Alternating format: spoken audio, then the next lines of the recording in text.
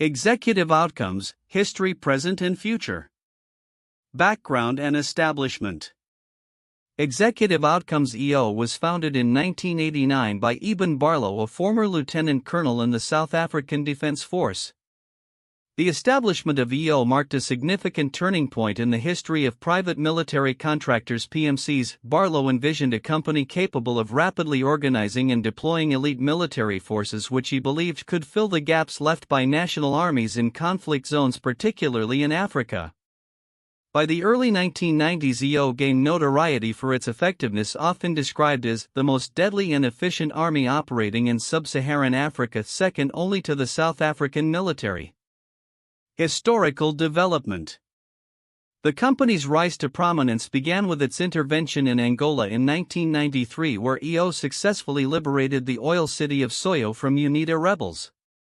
This operation was carried out on behalf of Heritage Oil and Gas, led by CEO Anthony Buckingham. Following this success, EO was formally requested by the Angolan government to assist in enhancing the capabilities of its armed forces to combat UNITA. In 1994, EO's involvement in Angola led to the dismantling of UNITA's control over major urban centers. The company's reputation soared further when it intervened in Sierra Leone in 1995, where it played a crucial role in defeating the Revolutionary United Front (RUF) rebels, effectively changing the course of the civil war. However, by December 1998, EO announced its closure, citing increasing public criticism and governmental pressure. The company officially ceased operations on January 1, 1999, coinciding with the enactment of new legislation regulating PMCs in South Africa. Revitalization. In 2020, EO was revived by Eeben Barlow, who responded to requests from unspecified African governments. The revival aims to address the growing demand for private military services in the context of ongoing instability across the continent. Organizational structure and business model. Initially registered in South Africa, EO expanded its operations to the UK, establishing the Strategic Resource Corporation (SRC) as a holding company. SRC encompassed various military and civilian enterprises, allowing EO to integrate a wide range of capabilities from logistics to air support. Recruitment and training. EO primarily recruited personnel from the South African military, emphasizing loyalty and discipline. The original recruitment criteria included military or police training, South African citizenship, and a clean criminal record. While the revival of EO has not publicly disclosed new hiring standards, it has indicated a potential shift towards a more diverse African workforce. Tactical operations and equipment. EO was renowned for its combined arms approach, integrating ground operations with air support.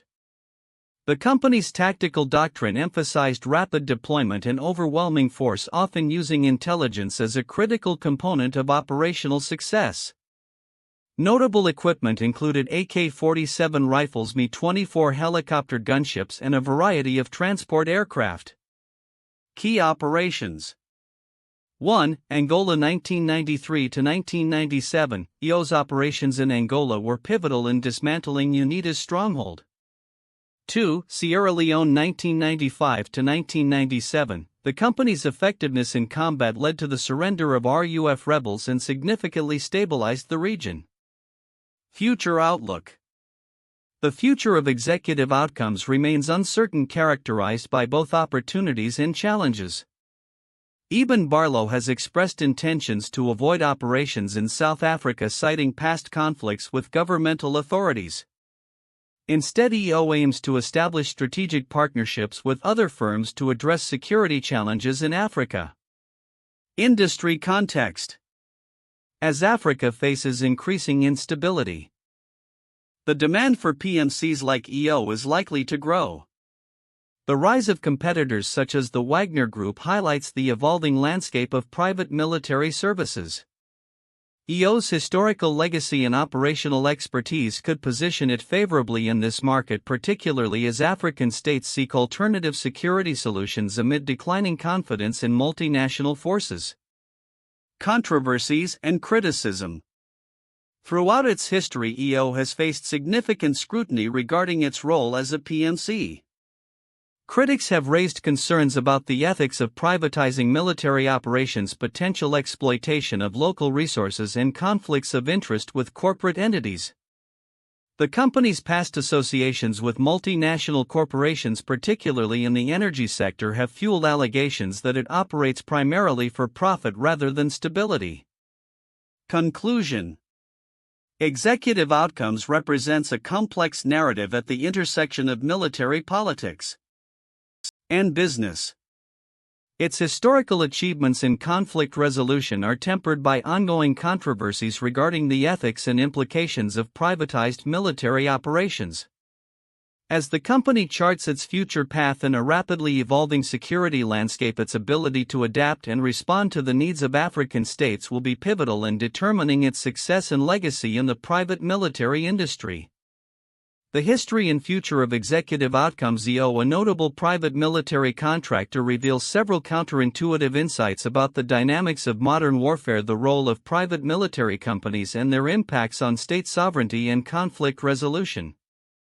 1. Perception of private military companies (PMCs). While PMCs like EO are often seen as mercenary forces driven solely by profit, EO's operations suggest a more complex relationship with the states they serve. Their interventions in Angola and Sierra Leone brought swift military success against rebel forces, which raises questions about the effectiveness of traditional state militaries in dealing with internal conflicts. This challenges the perception that only national armies can achieve stability in war-torn regions. In fact, EO's ability to provide rapid and effective military solutions positions them as valuable partners for governments facing insurgency, contradicting the common belief that PMCs only exacerbate conflict for profit. 2. Military efficiency versus political constraints. EO's operational success hinged on its ability to deploy forces without the political constraints that typically hinder national military operations. This flexibility allowed EO to engage in aggressive tactics that state forces might avoid due to political ramifications or international law. The quote from Eeben Barlow characterizing EO as potentially the most lethal force in Sub-Saharan Africa underscores a paradox in modern security. The most effective military solutions may come from private entities rather than traditional state actors, who are often bogged down by bureaucratic and ethical considerations. 3. Public perception and local support. Despite facing significant criticism from both domestic and international audiences, EO also garnered local support in the regions where they operated. This duality reflects a counterintuitive reality where local populations may prefer the immediate security provided by PMCs over the slower, often ineffective responses of their national militaries. EO's interventions, which led to significant short-term stabilization, illustrate how local sentiments can sometimes favor private contractors over governmental forces, contradicting the assumption that local populations uniformly reject external military involvement. 4. Corporate military relationships. The intertwining of corporate interests and military operations presents a counterintuitive perspective on the motivations behind military engagements. EO's funding and operations were closely linked to corporate sponsors, particularly in the energy sector, allowing them to secure military contracts through financial backing rather than purely military capabilities. Critics often argue that such relationships lead to the exploitation of local resources, yet EO's operational success suggests that these corporate ties can also enable effective military interventions that might not occur otherwise, raising ethical questions about the role of profit in peacekeeping. 5. Future of PMCs in global security. The resurgence of EO indicates a broader trend where African states increasingly turn to PMCs for security solutions, especially as international organizations like the UN face criticism for their effectiveness. This shift reveals a counterintuitive future where PMCs might become the primary force for addressing conflict and instability in Africa, challenging the traditional notion that state militaries and international coalitions are the primary agents of peace and security. The idea that the international community has abdicated that role signifies a dramatic realignment in global security dynamics, suggesting that PMCs could fill gaps left by traditional military forces. In conclusion, the narrative surrounding executive outcomes illustrates several counterintuitive truths about the evolving nature of warfare, the role of PMCs, and the complexities of state sovereignty in contemporary conflict. These insights challenge prevailing assumptions and highlight the need for a nuanced understanding of the interplay between military efficiency, corporate interests, and local dynamics in the realm of security. The report on executive outcomes (EO) provides a comprehensive history and analysis of the private military contractor, touching upon its origins, operations, controversies, and future prospects. Below are significant yet often overlooked aspects of the report, along with explanations of their significance. 1. Motto: fit in or fuck off. Significance: this motto reflects the internal culture of EO, emphasizing loyalty and discipline among personnel. It is a clear indication of the organization's approach to team cohesion and operational efficiency. By fostering a strong sense of belonging and commitment, EO likely enhanced its operational success in high-stress environments. Understanding this cultural element is critical, as it illustrates how private military companies can create effective fighting forces that operate with military-like loyalty and discipline. 2. Recruitment sources. Significance: EO's recruitment primarily came from the South African Defence Force (SADF) and its elite special forces. The specific mention of units such as Covowet and the 32nd Battalion indicates that EO was not simply hiring mercenaries but rather experienced military veterans with specialized training. This detail underscores the military professionalism that characterized EO, differentiating it from other less organized private military entities. It also raises questions about the implications of using former soldiers from controversial units, hinting at the complexities of military legacies in post-apartheid contexts. 3. Financial model and corporate connections.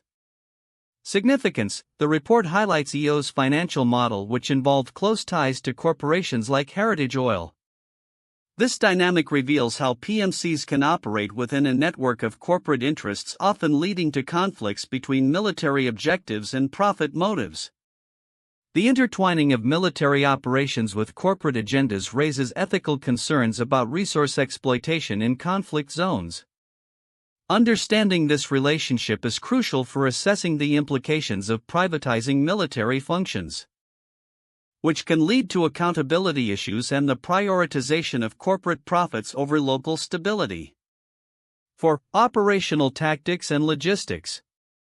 Significance: EO's emphasis on air power and rapid deployment reflects a tactical innovation that set it apart from traditional military engagements.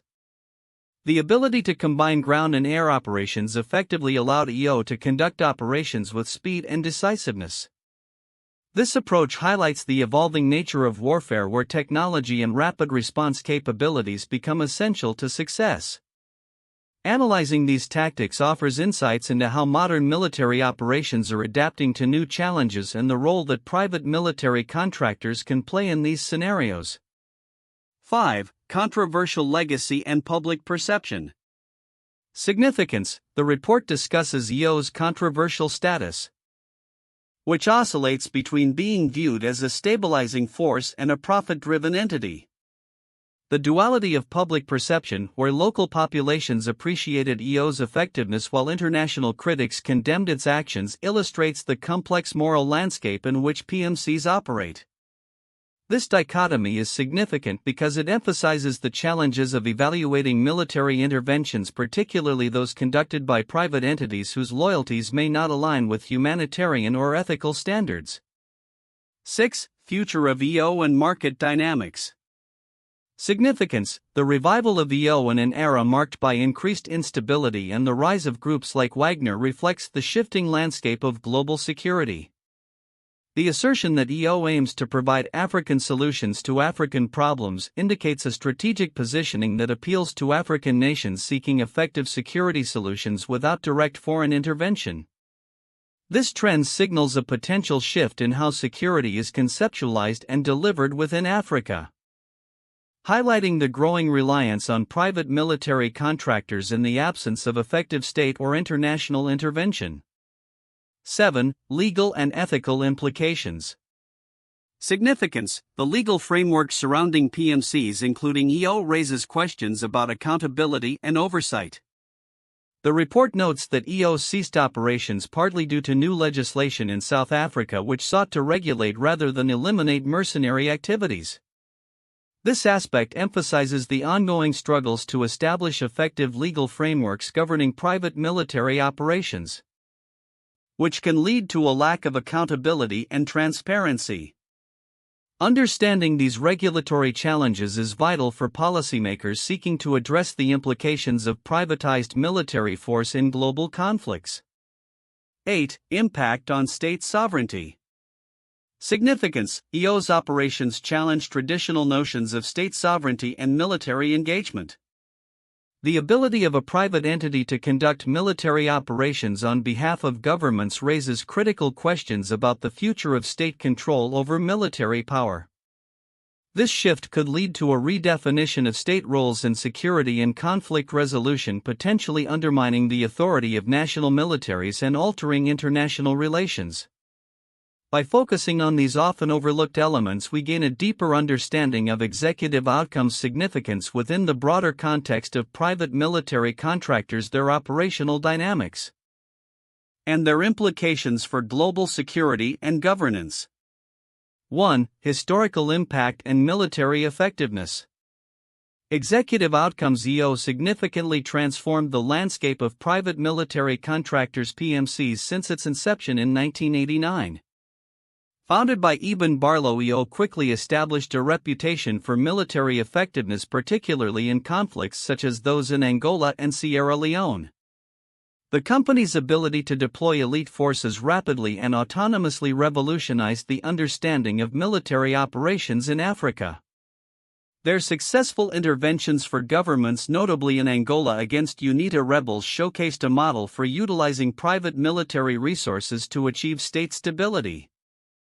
This historical context sets the stage for discussions about the role of PMCs in contemporary conflicts, challenging traditional notions of statehood in military engagement. 2. Controversies and ethical concerns. EO's operations have been marred by controversies, raising critical ethical questions about the role of PMCs in warfare. Critics have accused EO of exploiting local resources and lacking accountability, as well as having conflicting interests with multinational corporations. These ethical dilemmas underscore the complex relationship between private military companies and the states they serve. The allegations of profit-driven motives for military engagement and potential human rights violations provide a lens through which to analyze the legitimacy of PMCs in modern warfare. This point invites in-depth discussions about the accountability mechanisms that should govern PMCs and the moral implications of privatizing military force. 3. Future prospects and strategic partnerships. The revival of EO in recent years suggests a potential resurgence of PMCs in addressing modern security challenges in Africa, with Eeben Barlow emphasizing the need for African solutions to African problems. EO's strategic partnerships with other companies could indicate an adaptation to the changing geopolitical landscape. This development raises important questions regarding the increasing reliance on private military forces by African states amidst declining effectiveness of traditional international military interventions. The future of EO and similar entities could redefine security strategies in conflict zones, making it crucial to analyze how these companies might operate within the frameworks of international law and state sovereignty. 4. Operational tactics and organizational structure. EO's operational tactics, which combined ground and air support, highlight the sophistication and strategic planning involved in PMC operations. Their emphasis on logistics, intelligence gathering, and rapid deployment exemplifies how PMCs can operate effectively in complex environments. The organizational structure of EO, which integrated military and civilian firms under the Strategic Resource Corporation (SRC), demonstrates a model for operational flexibility and resource optimization. This point opens avenues for analyzing the operational frameworks of PMCs and how they can be compared or contrasted with traditional military forces, particularly in terms of efficiency, effectiveness, and adaptability in modern conflicts. These 4 points provide a comprehensive basis for an in-depth discussion and analysis of executive outcomes addressing its historical significance, ethical implications, future prospects, and operational strategies in the evolving landscape of private military contracting. 1. Blackwater Worldwide Now Academy, founded in 1997 by former Navy SEAL Eric Prince Blackwater, gained notoriety for its involvement in the Iraq War, particularly during the 2007 Nisour Square incident where Blackwater contractors killed 17 Iraqi civilians. This incident highlighted the role of private military contractors (PMCs) in modern warfare and raised questions about accountability, regulation, and the ethical implications of using private forces in combat zones. The company's operations and controversies have spurred discussions about the privatization of military services and the implications for international law and human rights. 2. Wagner Group, established in the early 2010s, this Russian private military company has been linked to numerous conflicts, including the Syrian civil war and the ongoing conflict in Ukraine. The Wagner Group has been accused of acting as a proxy for the Russian government, conducting operations that align with Russia's geopolitical interests while allowing the state to maintain plausible deniability. The group's involvement raises significant concerns about the role of PMCs in state-sponsored military actions, the legality of their operations under international law, and the impact on global security dynamics. 3. Sandline International, founded in 1997 by former British Army officer Tim Spicer. Sandline was involved in various conflict zones, including Sierra Leone and Papua New Guinea. The company's activities, particularly in Sierra Leone, involved providing military support to the government against rebel forces. Sandline's operations led to significant controversy, particularly regarding its alleged connections to arms dealing and the ethical implications of its involvement in civil conflicts. The scrutiny surrounding Sandline's actions contributed to debates about the legality and morality of PMCs in armed conflicts, especially concerning their accountability and the exploitation of conflict zones for profit. Future outlook, predictions for executive outcomes and the private military industry. The resurgence of executive outcomes under the leadership of Eeben Barlow presents a complex landscape for private military companies (PMCs) and the broader security environment in Africa and beyond, as navigates its re-establishment. Several key trends and predictions can be made about its future and the evolving role of PMCs in global security. 1. Increased demand for PMCs. With the decline of traditional military interventions and the limitations faced by multinational forces like those from the United Nations and NATO, African states are increasingly turning to PMCs as viable alternatives for security and military support. The rise of insurgent groups and internal conflicts across the continent, including the Sahel region and Central Africa, creates a fertile ground for companies like EO.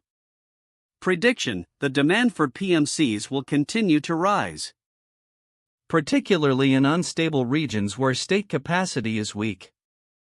EO could capitalize on this opportunity by positioning itself as a provider of African solutions to African problems. 2. Strategic partnerships. EO has indicated intentions to form strategic partnerships with other companies recognized for their value add to governments. This approach suggests a shift towards collaborative models that incorporate local knowledge and resources. Prediction: EO will likely establish alliances with local security firms and international corporations involved in resource extraction, enhancing its operational capabilities and local legitimacy. These partnerships could also provide avenues for resource access crucial for sustainable operations. 3. Political and legal challenges. Despite its operational successes, EO's historical controversies regarding accountability, exploitation, and legitimacy are not likely to dissipate. Governments and civil societies will closely scrutinize EO's actions, particularly in light of its past. Prediction: EO will face significant political and legal challenges as it seeks to operate in new environments. Legislative frameworks governing PMCs are evolving, and EO's ability to navigate these regulations will be crucial for its longevity. It may also need to engage more transparently with local communities and stakeholders to mitigate backlash. 4. Technological integration. The future of warfare is increasingly shaped by technological advancements, including drones, cyber capabilities, and intelligence analytics. EO's operational model may evolve to integrate these technologies into its tactical frameworks. Prediction: EO will likely invest in or partner with tech firms specializing in military technology to enhance its operational effectiveness. The integration of UAVs for reconnaissance, surveillance, and targeted strikes could redefine its tactical approach, making it more competitive against state militaries. 5. Shift in recruitment strategies. Historically, EO primarily recruited from the South African military. However, the changing dynamics and regional security realities may necessitate a broader recruitment strategy that includes local talent from conflict zones. Prediction: EO may expand its recruitment to include personnel from various African nations, thereby increasing its local engagement and operational efficacy. This shift could also help mitigate perceptions of foreign mercenarism and foster a more robust local identity within its ranks. 6. Ethical and operational standards. Given the controversial nature of PMCs, there is a growing emphasis on ethical conduct, adherence to international laws, and accountability mechanisms. The backlash against companies perceived as mercenaries has led to calls for more stringent operational standards. Prediction: EO will need to establish and communicate a clear set of ethical guidelines and operational standards to regain trust and legitimacy in the eyes of governments and civil populations. This may involve adopting transparency measures and engaging in community outreach initiatives. 7. Geopolitical implications. The resurgence of PMCs like EO occurs against a backdrop of shifting global power dynamics. As Western influence wanes in certain regions, local and non-Western actors, including China and Russia, are expanding their presence. Prediction: EO's future operations may increasingly intersect with these geopolitical dynamics, potentially aligning with interests from non-Western entities looking for security solutions in Africa. This could lead to a more multipolar security environment where PMCs play a critical role in geopolitical strategies. 8. Focus on internal security and stability. As African nations grapple with rising internal threats, the focus will likely shift from traditional combat operations to internal security and stability efforts. This includes counter-terrorism training, local forces, and supporting peacekeeping operations. Prediction: EO may pivot towards offering services that emphasize internal security, stability operations, and training for local military and police forces, positioning itself as a partner in state building rather than mere combat services. Conclusion: the future of executive outcomes in the PMC landscape is intertwined with the evolving geopolitical and security dynamics in Africa and beyond. While opportunities for growth and influence exist, so too do significant challenges rooted in its past. EO's ability to adapt to these realities and redefine its role in a changing world will ultimately determine its success and sustainability in the private military industry. As the lines between state and non-state actors continue to blur, EO could emerge as a pivotal player in the quest for security and stability in a volatile world.